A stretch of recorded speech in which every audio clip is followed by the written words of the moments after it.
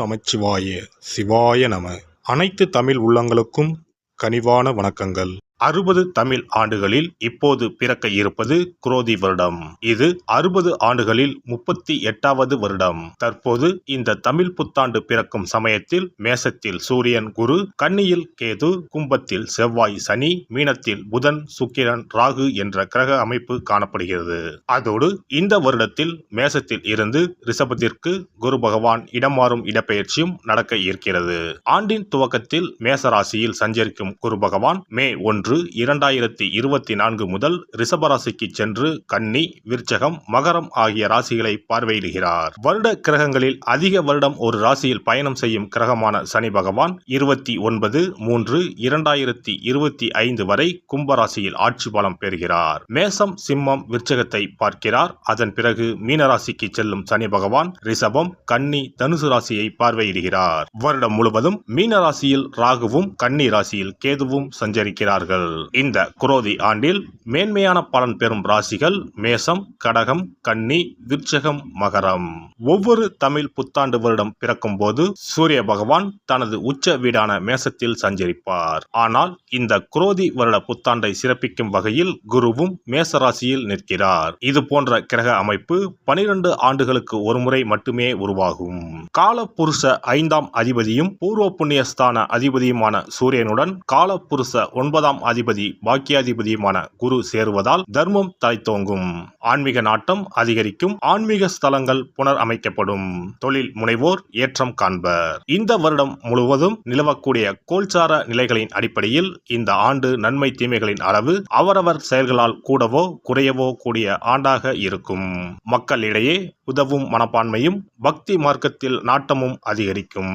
இந்த வருடம் முழுவதும் எல்லோருக்கும் நல்லதே நடக்கவும், நாடும் வீடும் செழிக்கவும் விநாயகர், நரசிம்மர், அனுமன், துர்க்கை ஆகியோரில் விருப்ப தெய்வத்தை கும்பிடுவது நற்பலன் தரும். குல தெய்வத்தையும் இஷ்ட தெய்வத்தையும் மறக்காம கும்பிடுங்க. அவரவரால் ஒரே ஒரு செடியையோ மரத்தையோ வளர்க்க முடியுமானால் அவசியம் தவிர்க்காமல் வளருங்கள். எப்போதும் நல்லதே நினையுங்கள், நல்லதே செய்யுங்கள். குரோதி வருடம் முழுவதும் உங்களுக்கு குறைவில்லா நன்மைகள் கிடைக்கும். தனுசு ராசி அன்பர்களே, 6ஆம் வீடான ருண ரோக சத்ருஸ்தானத்தில் கலஸ்திரஸ்தான குருவாக பயணம் செய்ய போகிறார் குரு பகவான். குரோதி ஆண்டில் குருவின் பார்வை உங்கள் ராசிக்கு 2ஆம் வீடு, 10ஆம் வீடு, 12ஆம் வீடுகளின் மீது விழுகிறது. குரு பகவான் குரோதி ஆண்டில் 6ஆம் பாவமான அடிமை தொழில், தாய்மாமன், நோய், கடன் எதிரி ஆகியவற்றை குறிக்கும் பாவகத்தில் பயணம் செய்ய போகிறார். சுப கிரகம் 6இல் வந்தால் அசுப பலன்கள் குறையும் என்பது ஜோதிட விதி. 6இல் குரு ஊரெல்லாம் பகை என்பது பழமொழி. உங்கள் ராசிக்கு பாக்கியாதிபதியும் விரையாதிபதியுமான குரு 6இல் வருவது ஒரு வகையில் நன்மையே. பொன்னவன் குருவின் பொன்னான பார்வை தொழில் ஸ்தானத்தை பார்ப்பதால் தொழிலில் மாற்றம், முன்னேற்றம், அந்நிய தேச பயணங்கள் வரலாம்.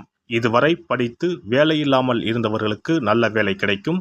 அஷ்டமத்து சனியால் இதுவரை தடைப்பட்ட காரியங்கள் தடை நீங்கி நல்ல விதத்தில் நடக்கும். திறமை அறிவுக்கு ஏற்ற அதிகமான வருமானங்கள் வரும். ஆனால் சுப விரயமும் அதிகரிக்கும். உடல் ஆரோக்கியத்தில் அதிக கவனம் தேவை. 12ஆம் பாவத்தை குரு பார்ப்பதால் பயணங்கள் அதிகரிக்கும். தேவைக்கேற்ற பணம் வந்தாலும் கையில் காசு பணம் தங்காது. சுப விரயமாக மாற்ற வீடு மனை வாங்கும் வாய்ப்பும் வரும்.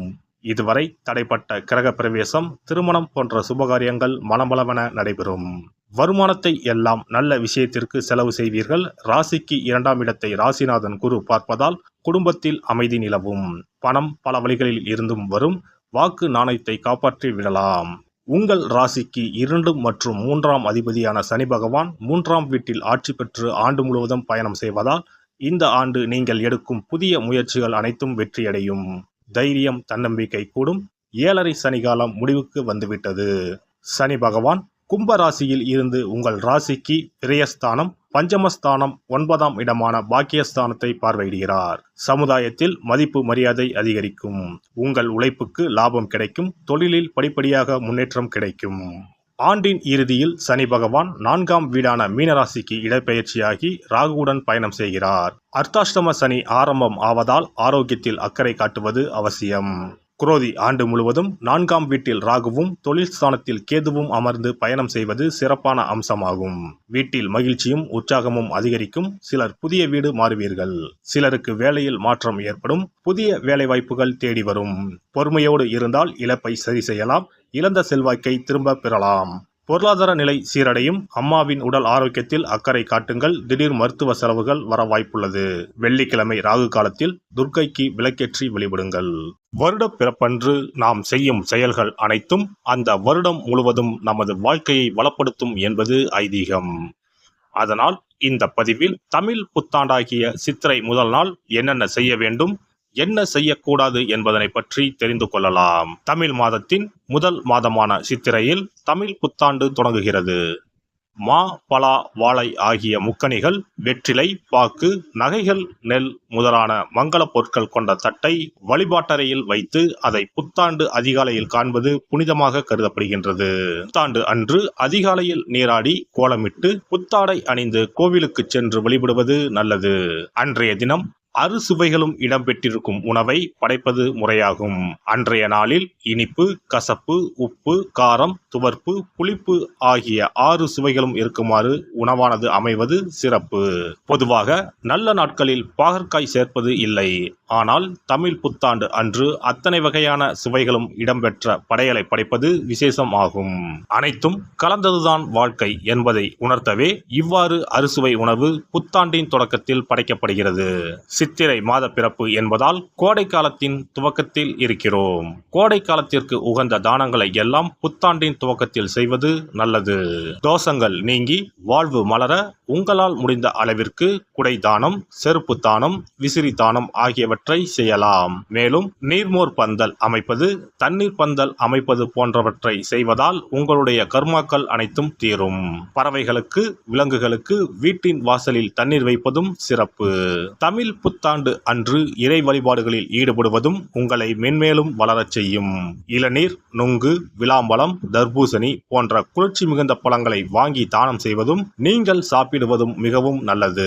தமிழ் புத்தாண்டு அன்று தங்கம் அல்லது வெள்ளி நகைகளை வாங்குவது மென்மேலும் அவைகள் பெருகச் செய்யும்.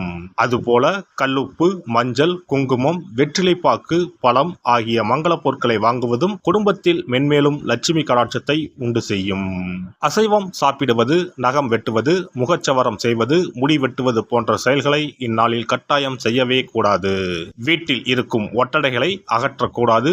வீட்டில் சேகரித்து வைக்கும் குப்பைகளை வெளியில் கொட்டக்கூடாது. புதிய பொருட்களை வாங்கலாம். ஆனால் வீட்டில் உள்ள பொருட்களை அன்றைய தினம் யாருக்கும் கொடுக்க கூடாது.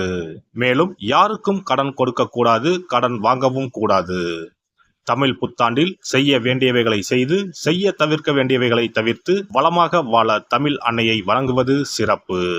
எல்லாம் வல்ல இறையருளால் நீங்களும் உங்கள் அன்பு குடும்பமும் உடல் நலம், நீலாயுள், நிறை செல்வம், உயர் புகழ், மெய்ஞானம் ஓங்கி வாழ்க வளமுடன். இந்த வீடியோ பதிவு உங்களுக்கு பிடித்திருந்தால் லைக் பண்ணுங்க, கமெண்ட் பண்ணுங்க, ஷேர் பண்ணுங்க. மறக்காம சப்ஸ்கிரைப் பண்ணுங்க. பக்கத்துல இருக்கிற பெல் பட்டனை கிளிக் பண்ணுங்க. நன்றி, வணக்கம். ஓம் நமச்சிவாய. சிவாய நம.